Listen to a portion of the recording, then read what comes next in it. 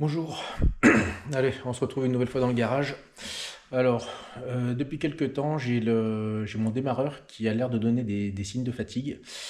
Concrètement, qu'est-ce qui se passe? Il marche très bien froid, j'ai pas de problème, la voiture démarre super. Par contre, lorsque je m'arrête plusieurs fois, que le moteur est chaud, que le véhicule a bien tourné, lorsque je démarre, il ne déclenche plus. Enfin, il déclenche, mais pas tout le temps.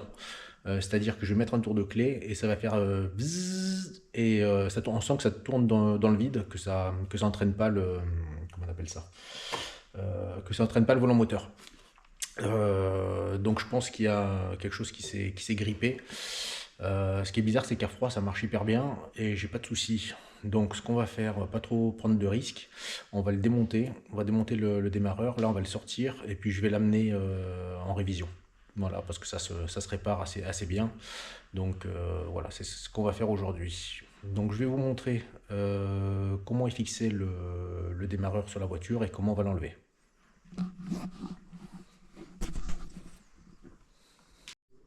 Bon, on se retrouve sous la voiture. Je ne sais pas si vous allez bien voir. Donc j'ai calé une lumière là comme j'ai pu. Donc le démarreur se trouve ici. Voilà. Donc la pièce noire et grise qui est ici. Et en fait, il tient par trois vis. Donc il y en a deux qui sont accessibles ici. Je ne sais pas si vous voyez ma main. Une ici, une là, et une qui est derrière de l'autre côté. Donc celles-là, on devrait pouvoir les enlever assez facilement. Parce que j'ai un bon accès d'ici. Donc avec une clé longue, ça devrait le faire. Et je vais vous montrer l'autre. Alors l'autre, elle va être beaucoup plus compliquée.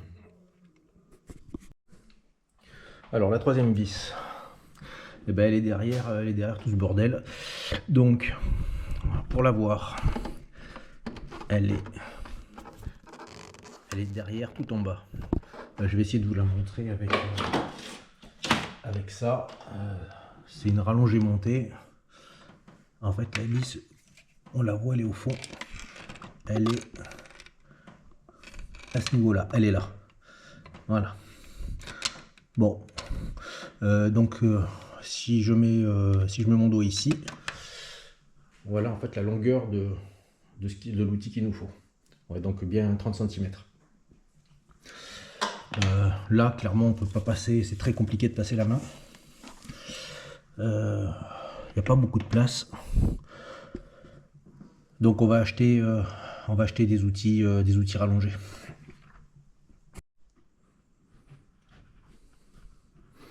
Donc voilà les outils rallongés.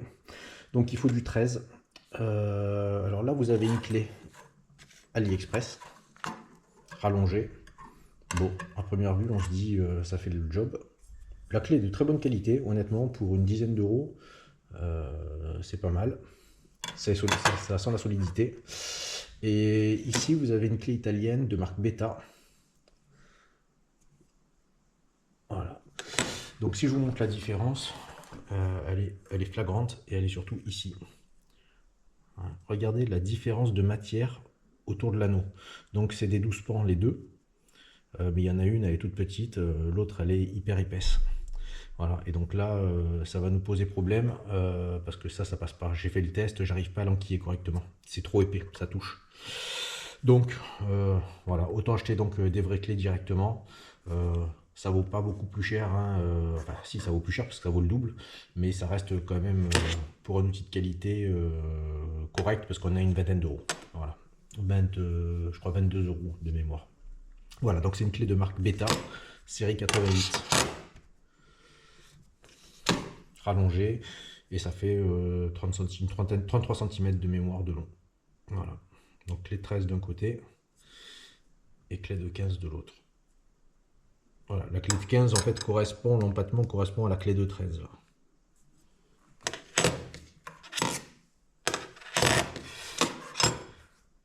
Allez, c'est parti, on va démonter tout ça. Juste avant, il faut que je vous montre aussi la partie électrique. Je vais essayer de passer la caméra par la calandre et je vous montre ça.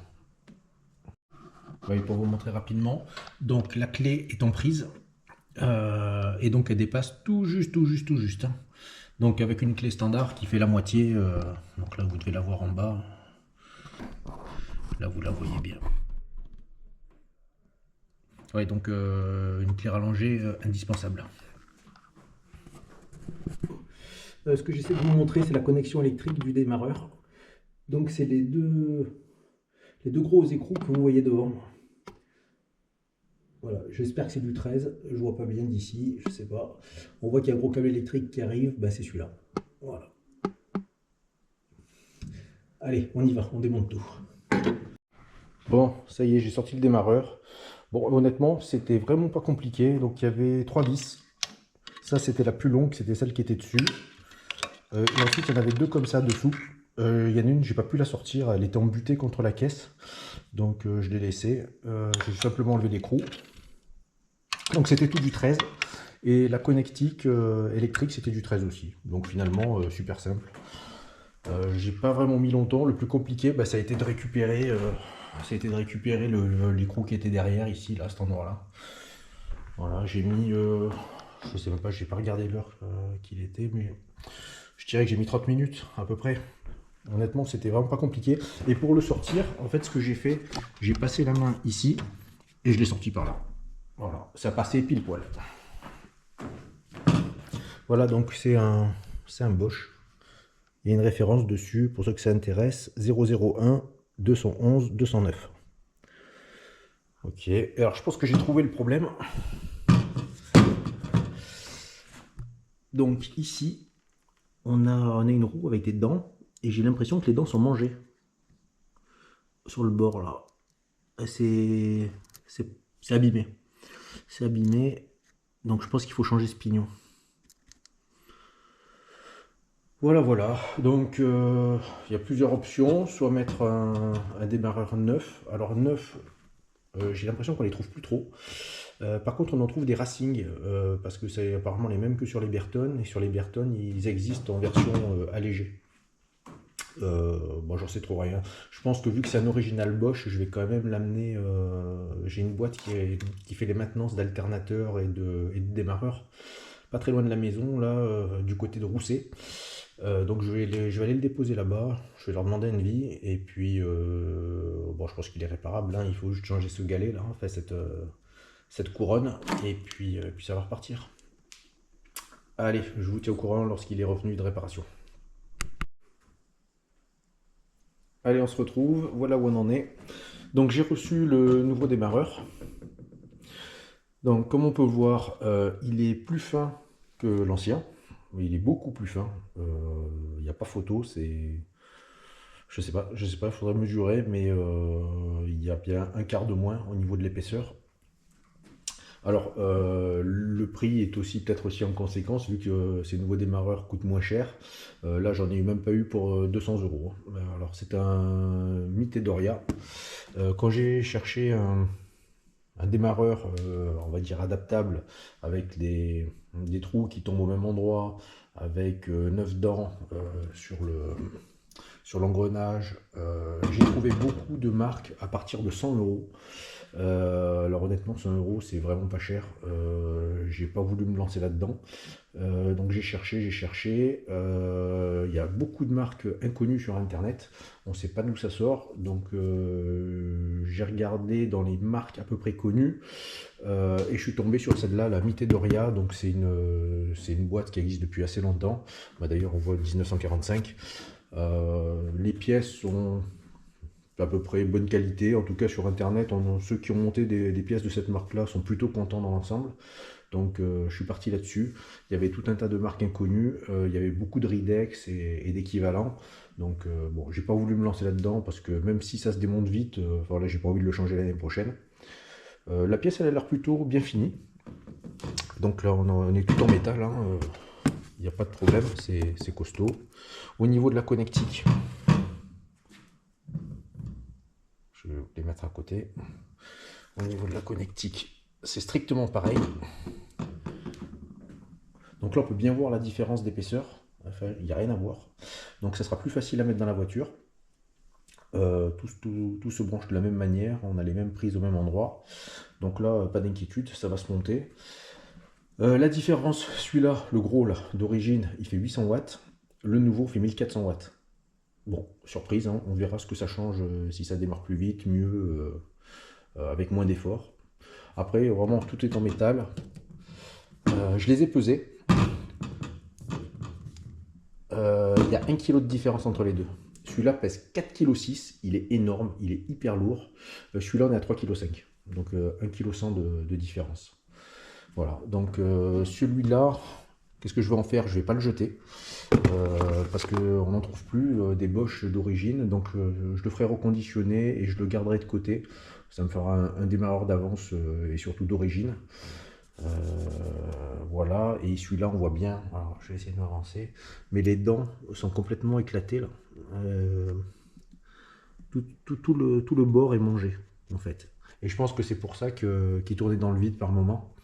Je mettais le contact, soit ça démarre, soit ça faisait bzzz et ça enclenchait pas. Voilà. Donc je le garde. Putain, il est ultra lourd. Je le garde, je le fais reconditionner. Là, j'ai une entreprise pas très loin de chez moi qui fait ça. Donc, je vais le ramener et puis je le garderai au chaud. En attendant, on va installer celui-là. Ça n'a rien à voir, hein. Mais ça reste tout en métal. Il n'y a pas de problème. On verra au niveau du fonctionnement ce que ça change et de la durée de vie, quoi. Si vous voulez la référence, je sais pas où elle est. Si on arrive à lire quelque chose, il y en a une, la de référence 47 12 80 490. Voilà, CUHJ24. Il n'y a rien d'autre. Allez, c'est parti. Je le monte et je vous reprends. Bon, ça y est, le démarreur est remonté. J'ai suivi les étapes inverses. Bon, ça n'a pas été beaucoup plus long. Un petit peu difficile de resserrer cette vis. Donc, elle avait déjà été difficile à démonter. Donc, il a fallu compter une bonne heure. Une heure. Voilà, pour le remettre à sa place. Donc, maintenant, on va tester. Hier soir, je ne l'ai pas fait parce que j'ai terminé, c'était tard. Donc, j'ai ramené la batterie aujourd'hui et on va tester. On va voir si ça démarre. Allez, premier démarrage.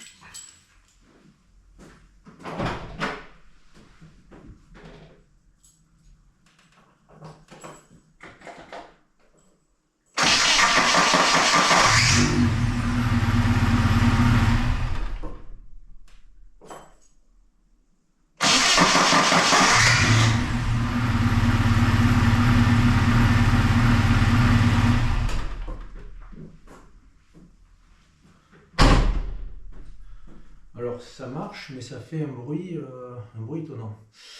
Je me demande s'il y a un réglage à faire. On dirait que les dents, en fait, elles prennent pas bien. Je vais regarder ce que préconise la notice. Bon, je voulais vous montrer quelque chose. Alors, la première chose, la notice. Alors, sur le guide du speeder, le guide d'atelier, ils disent pas grand chose. Donc débrancher la batterie, débrancher les câbles d'alimentation, tout ça c'est du classique, démonter donc les boulons, les 3 boulons, sortir le démarreur et le reposer. Il n'y a rien de spécial à démonter, on peut le sortir hein, comme j'ai fait en passant sous le collecteur d'admission. Donc il suffit juste de passer la main par en dessous et on arrive à le sortir. Voilà. Alors par contre, il y avait une chose que je ne savais pas et qui n'est pas écrit dans mon livre. Je m'en suis aperçu au remontage du nouveau démarreur. J'arrivais pas à l'aligner sur les dents de la couronne du volant moteur. Donc ça, c'était les vis qui étaient avec le démarreur Bosch. Donc celle que j'ai démontée. Donc c'est pas les vis d'origine. Je pensais qu'elles l'étaient parce qu'elles avaient une tête un peu industrielle. Mais apparemment non, parce que c'est pas ça. Il y a un piège, c'est qu'il y a une vis spéciale, qui est celle-là, que vous pouvez acheter sur les sites Alpha. Donc c'est une vis qui a un bourrelet en fait au milieu là. Elle a un tube qui est soudé sur la vis et qui fait que cette vis là va servir de centreur pour le démarreur. Si vous n'avez pas cette vis, en fait le démarreur vous ne pouvez pas le caler par rapport aux dents du volant moteur. En fait ça aligne le pignon d'attaque avec le volant moteur. Voilà, je vous montre juste sur le démarreur. Donc ça c'est le vieux démarreur. Voilà. Donc ici on a les 3 vis. Alors je vais mettre pas de lumière. Si je mets ça.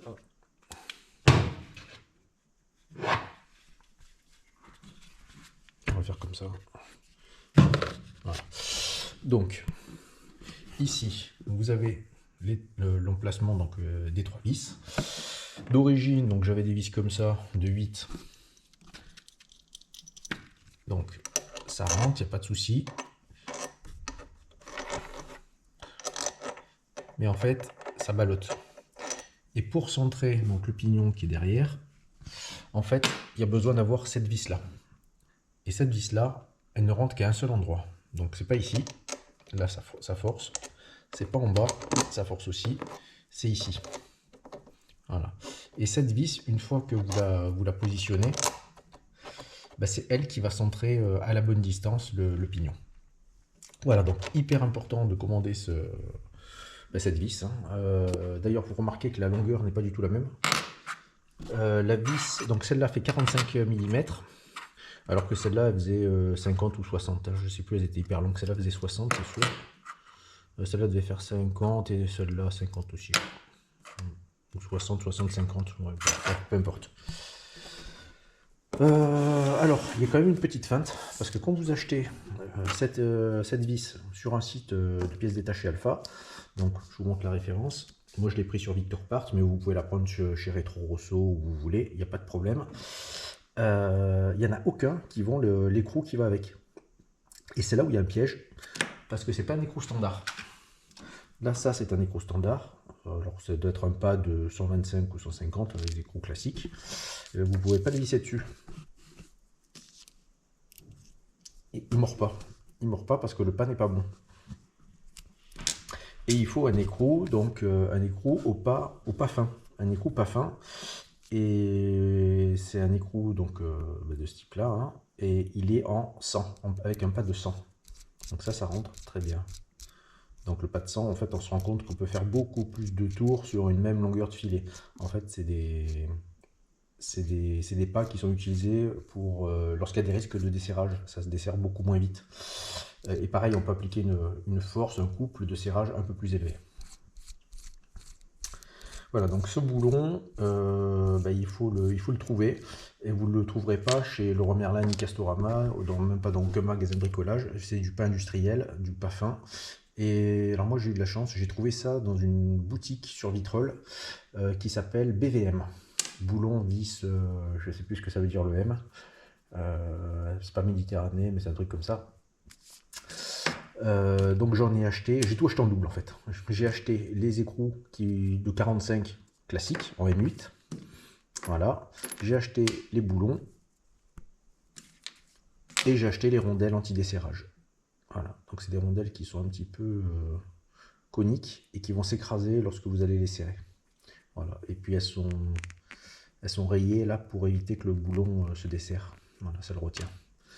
Donc deux vis de 45, alors la norme, je sais plus ce que c'est ça. C'est du 10.9. Voilà, 10.9. Donc c'est costaud. Hein. C'est pas comme les vis de Casto qui sont à 8.8. Donc ça c'est beaucoup plus dur. Donc les deux rondelles, les deux écrous. Et donc ici pareil. Voilà. Voilà, indispensable si vous voulez changer votre démarreur ou si vous avez un problème avec votre démarreur existant, vérifiez bien que vous avez cette vis. Et ça vaut pas très cher, ça vaut 8 € de mémoire. Et tous les boulons écrous, donc j'ai tout acheté en double, histoire d'avoir un jeu pour le démarreur d'origine que je vais faire reconditionner et un jeu qui est sur la voiture. Voilà, j'en ai eu pour 10-12 €, 12 € je crois, de mémoire. Voilà, c'est tout ce que je voulais vous montrer ce soir. Donc voilà, je vous montre le démarreur avec ses nouvelles vis. Voilà. Bon, il n'y a rien d'extraordinaire. Donc les nouvelles vis, les nouveaux écrous, tout est bien installé, c'est propre, c'est facile. Là, elles sont à la bonne longueur, hein, ça ne dépasse pas d'1 km. C'est nickel. Voilà, plus qu'à essayer. Ça y est, le démarreur est remonté dans la voiture. J'ai eu quelques petites difficultés. J'ai dû acheter cette plaque. Donc c'est une cale de démarreur. Alors d'origine il y en avait une.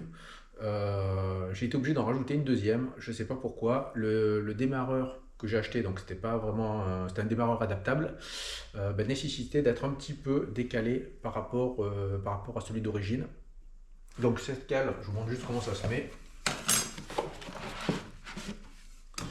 vous avez votre démarreur, c'est tout bête, ça se met comme ça. Voilà. Et donc il ne faut pas oublier la fameuse vis de centrage qui est ici, celle-là. Donc celle-là est un peu plus grosse que les autres.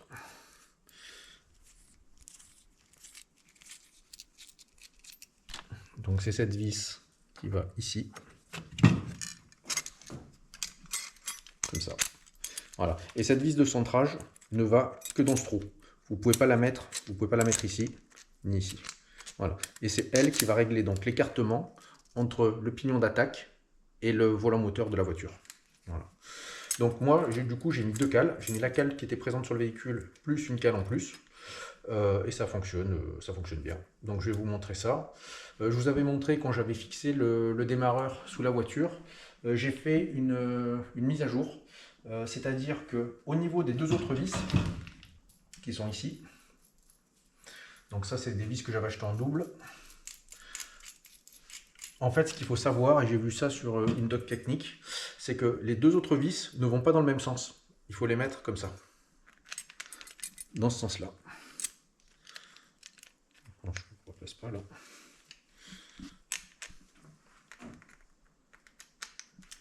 Bon, avec le démarreur, ça passe. Je vous mettrai la doc technique, sur la vidéo. Mais en gros, ah ouais, non, c'est peut-être moi qui fais une bêtise. C'est celle-là en fait qui va. Je vous ai fait une bêtise. C'est celle-là qui va dans ce sens-là. Pardon, comme ça. Voilà. Et c'est les deux autres qui vont dans ce sens-là. Voilà, une ici, une ici. Voilà, pour bien prendre un sandwich, mais si on ne le sait pas, effectivement, moi, elles étaient toutes montées dans le même sens quand j'ai démonté le démarreur d'origine. Voilà, donc je vous donnerai la petite vignette qui va bien sur le montage du démarreur. Je l'intégrerai dans la vidéo.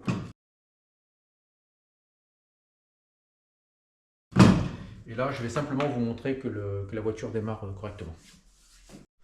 Bon, je vais vous montrer que ça démarre bien. Hop.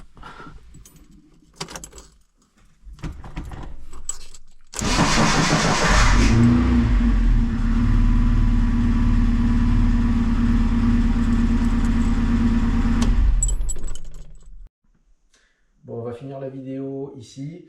Alors j'ai fait encore, après le démarrage que vous avez vu, j'ai fait encore un ajustement. J'ai changé les deux vis qui sont de part et d'autre de la vis de centrage. Pourquoi? Parce qu'elles étaient hyper difficiles à serrer ou à desserrer, parce que le démarreur, je l'ai démonté honnêtement au moins 3 fois.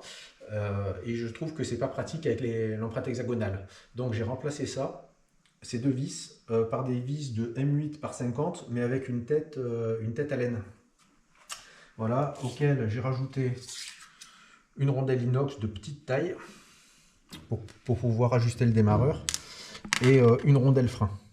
Voilà, pour éviter que ça se desserre. J'ai pas mis de frein filet, je pense que c'est pas la peine. Donc voilà, avec la petite rondelle et le boulon frein. Voilà. Ça donne ça. Et donc l'avantage de cette empreinte, c'est que le démarreur, maintenant, il est extrêmement simple à démonter, puisque vous pouvez passer un petit cliquet, là c'est le cliquet de 1/4, c'est le petit, avec une rallonge. Alors j'ai pris 2 rallonges, il y en a 2, c'est vous qui voyez en fonction de la taille de votre main. Moi j'ai préféré travailler avec la moyenne. Et du coup ça vous permet d'atteindre la vis directement en passant sous le collecteur d'admission. Voilà, plutôt que d'y aller avec la petite clé ou la clé rallongée. Alors la clé rallongée, on en a quand même besoin. Vous la mettez derrière, vous bloquez le boulon et en passant par devant, tout seul, vous vous en sortez parce que vous arrivez à prendre l'ensemble en sandwich. Voilà, donc petite modification que je vous conseille. Et les vis, donc ces vis-là, je les ai pris en qualité inox. Voilà. Aussi bien, enfin les 3 morceaux sont en inox, la vis, la rondelle et le boulon. Voilà, comme ça résiste à l'humidité et ça rouille pas. Voilà, j'espère que cette vidéo vous aura servi. Et puis je vous dis à la prochaine parce qu'on va encore faire d'autres modifications qui vont arriver. Notamment, on va modifier l'intermédiaire parce qu'on avait mis la sortie en tube tube de fuite super sprint. Maintenant, on va mettre l'intermédiaire super sprint. Voilà, et puis on va certainement toucher aux suspensions. Voilà, je vous en dis pas plus, ça viendra dans les prochaines vidéos. Au revoir.